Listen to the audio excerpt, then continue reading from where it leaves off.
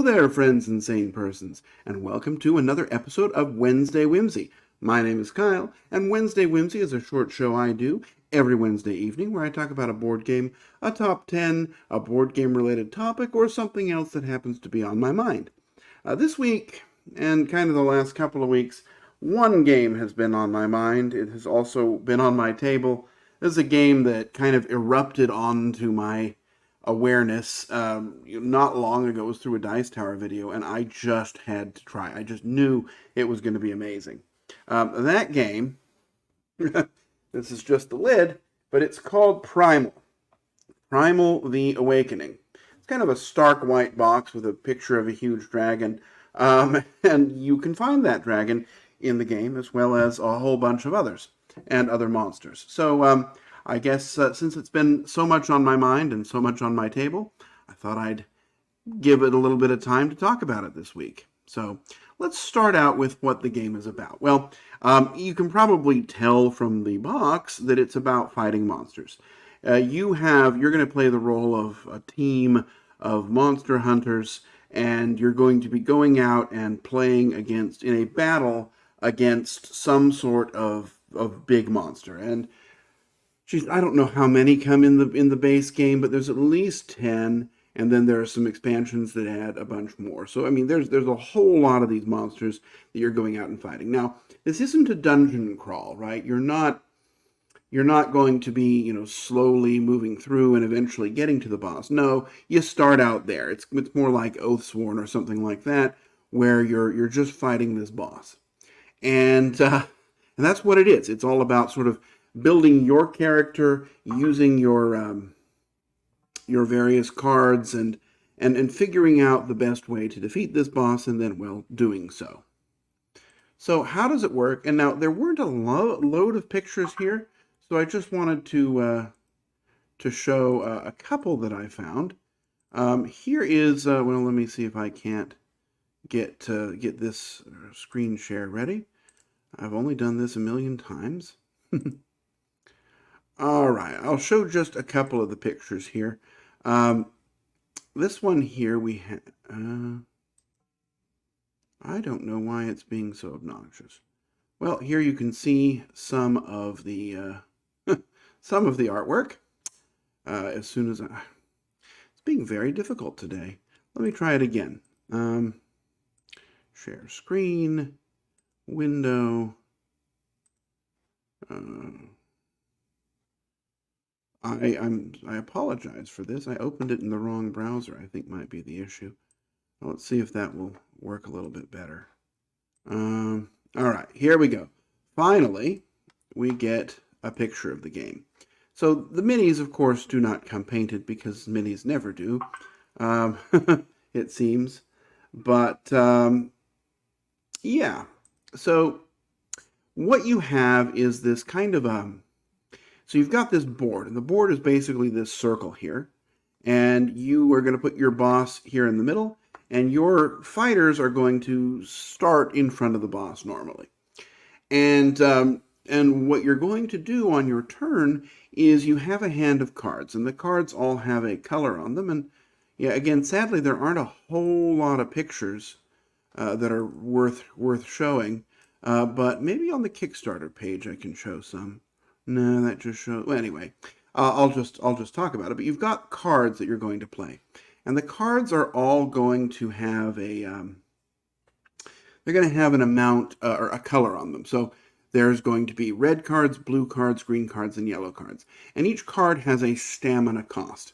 And each card also has a little stamina value, which is normally going to be 1 or 2. And so if you want to play a card, you have to discard another card to pay for it that has an appropriate amount of stamina, or sometimes more than one. And then depending on what the card was, what color it was, you're going to do damage to the monster or do other things. Red cards are going to do damage, but only if you're in a vulnerable sector.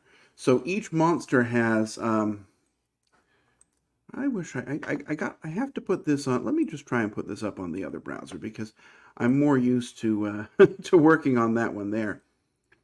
All right, let's see if we can't try this again.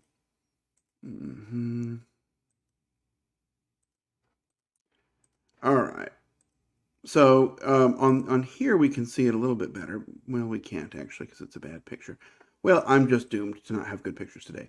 But but so the monster is going to have so the card is going to do if it's a red card, it's going to do damage, and that's going to be equal to the value of your weapon. If the card is blue, it's going to remove these struggle tokens, which are kind of a currency that the boss uses to pay for its own powers and abilities. If it's a red or sorry, a yellow or a green, it might have an effect, but it doesn't do any sort of inherent effect. It's just going to sit in front of you, and it'll be useful kind of at the end of the round. And your goal, of course, is to try to destroy the monster. Now, the monster generally has only an area or two where it can't be hit. Like this monster here, this is from the prologue, and it can't be hit in the front, at least at the start of the game. So you're going to have to maneuver around to the back or get it to maneuver around to turn around so that you can hit it. And ultimately, you're going to be doing damage. At the beginning of the game, it's 3-4 damage each time. As you get better in the game, as you sort of go on and play at higher levels, you'll be able to do more damage, but of course the monsters are going to have more health. And the way health works is the monster has this stance card, and the card is going to tell you a certain damage threshold. And as soon as you've reached that damage threshold, which is normally, let's say it's 4 damage per player. It could be 30 damage per player, right? Depending on what monster it is. But as soon as you hit that threshold, you're going to knock the wound down 1 more. And your goal is to put enough wounds on the monster so that it goes down to 0. If you do so, well, you win. The monster kind of interestingly in this game, the monster itself doesn't get a turn. Instead, it has this board, and you can kind of see it here, unfortunately, just kind of. But it has this board, and the board is going to have cards on it. And those cards are going to have certain triggers. So, for example, well, maybe I can show this one. This one might look a little bit better. Let's see if I can't share the screen again. Well,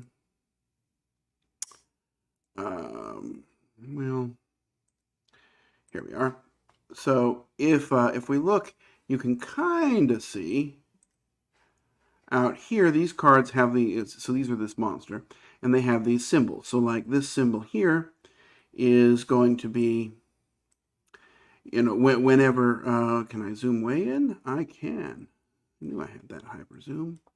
All right, so this one will be whenever someone plays a green card, you're going to stop what you're doing. You'll play the card, and then you'll trigger this. You'll reveal it, see what's on the other side. This one will be if somebody starts in the sector with the monster's tail, or the rear sector. And this one will be whenever a different card, one of these behavior cards, gets revealed.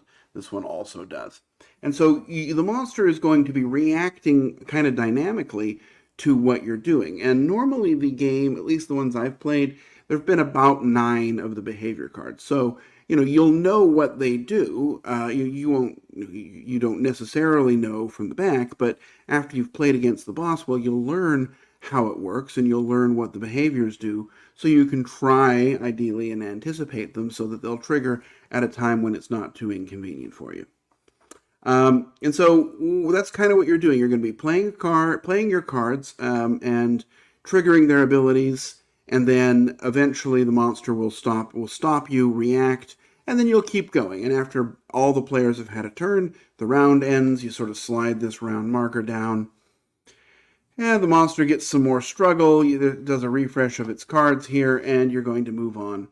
See this one right here, this card here, this is what I was talking about when I was talking about the stance, how the monster can only be hit from certain sides. Like this one here, you can only hit it from the front or the back. You can't hit it from either side. This one, and it needs 2 damage per player to trigger a wound, and as soon as it gets to 7 damage, or 7 wounds, it's going to flip to the next stance. So that's kind of, and it looks like you can hit this one from the front. I just didn't remember. Anyway, so you kind of get the idea. It's all about your card play, and you can help each other out. Like there's some cards that might say, okay, I throw away this card on my turn. or on your turn, and that means on my turn I don't have as many cards to play, but you're going to get to draw an extra card and hopefully do something better. So it's very cooperative. It's very much sort of figuring out what the monster is going to do, maneuvering tactically around this board, and trying to knock the monster out. And each of the different bosses in the game is very different. Like this Varaxin, this one here, it's the basic one, but it's about breathing fire. It's going to breathe fire. It's going to sort of hit you with its tail, and you're trying to chop the tail off, which does some extra damage to it.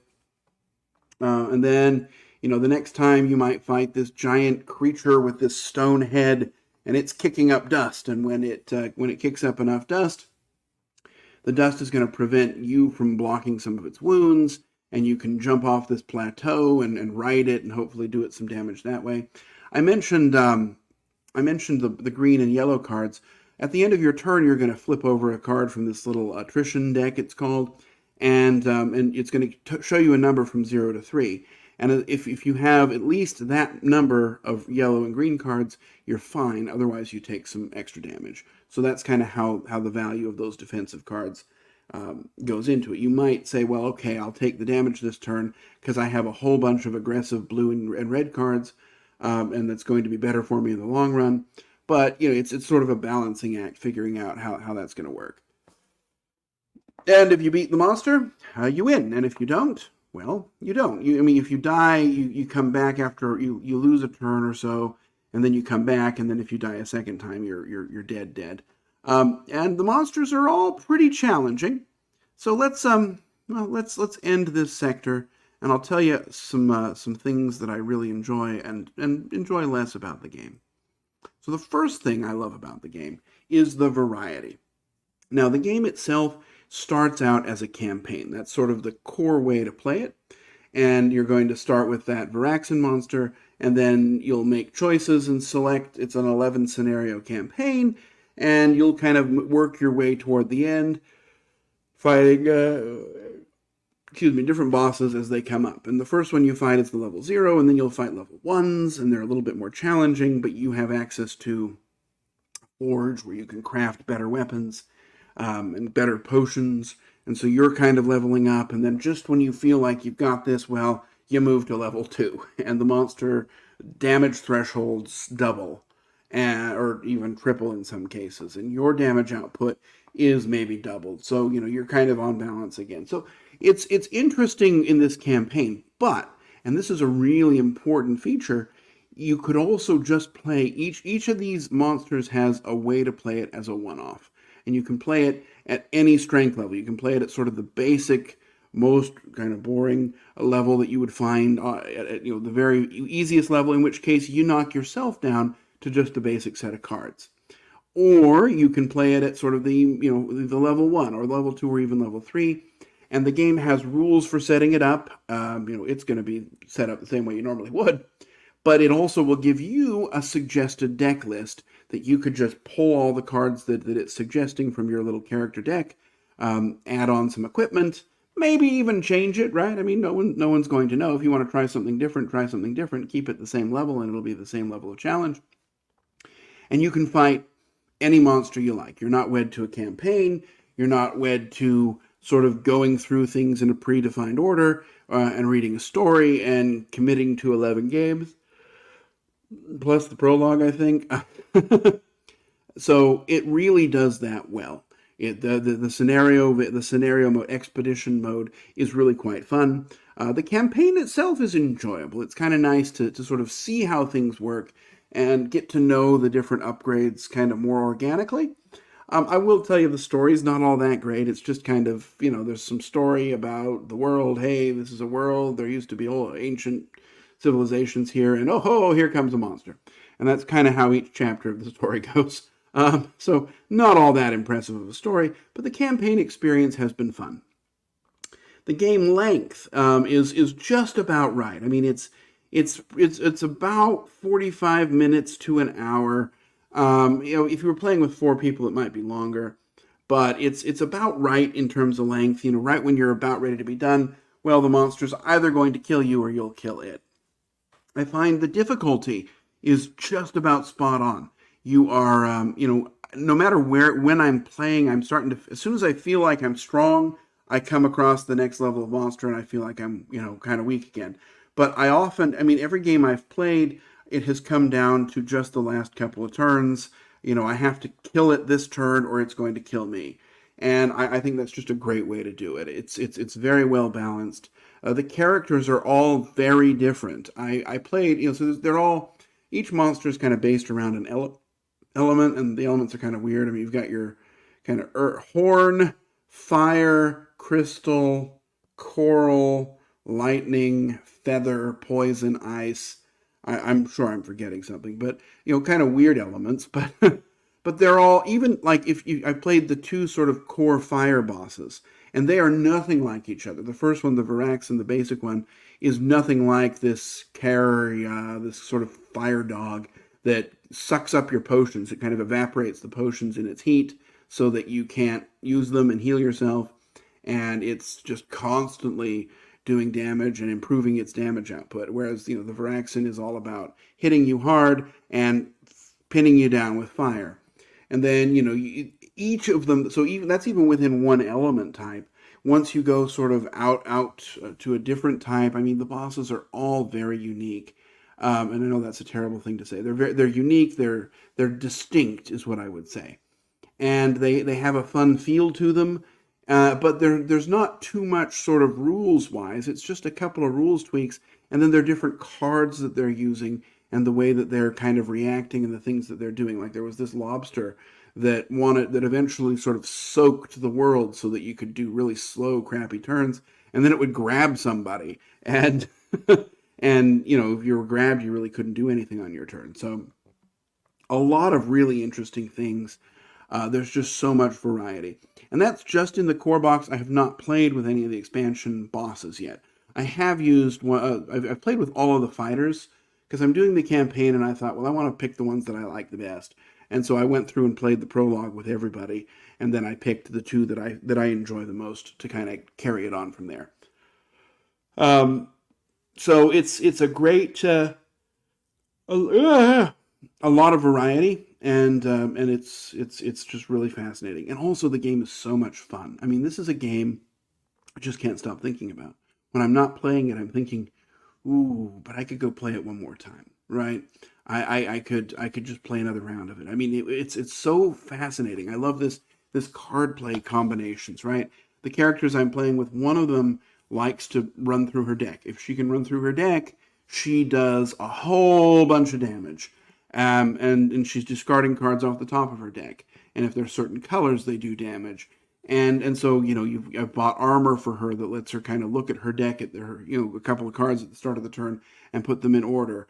And it's just really fascinating that. And then the other one is this sword dancer, and she's got these two big blades, and she's just spinning around.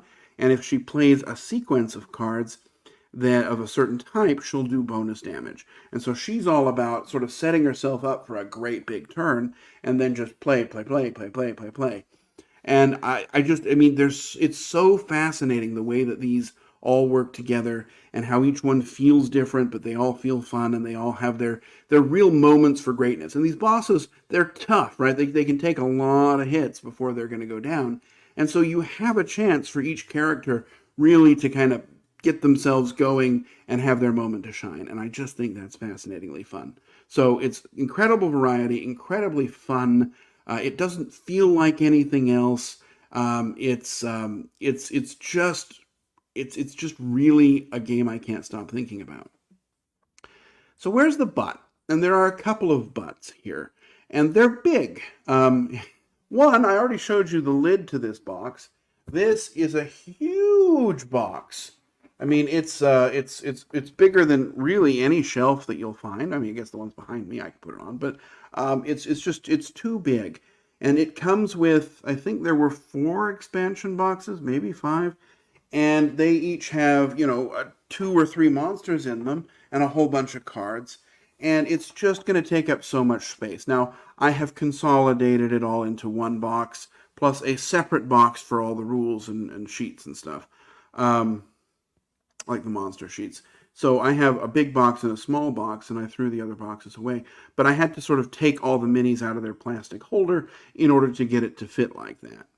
The minis are huge. They're probably too big.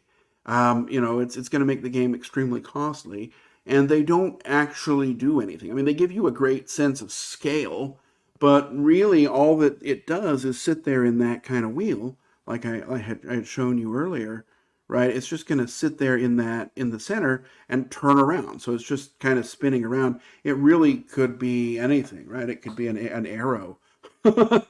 So it's a decorative mini. There's not really a way to get it without them, but they're too big. It's going to be difficult to store. They're very sharp. I've kind of cut myself, not seriously, obviously, but I mean they have some sharp edges on them too. So it's extremely big, and that's kind of a problem. Now, you might say, okay, well, it might not be for everybody. But then we come to the other problem, and this is maybe a bigger one. And that is that this game is incredibly fiddly, right? There's so much to keep track of. I mean, it is Sentinels of the Multiverse or Too Many Bones level of upkeep, and sort of you have to pay attention to all of these steps. I don't know if I've ever played a game without having to say, oh, I forgot something.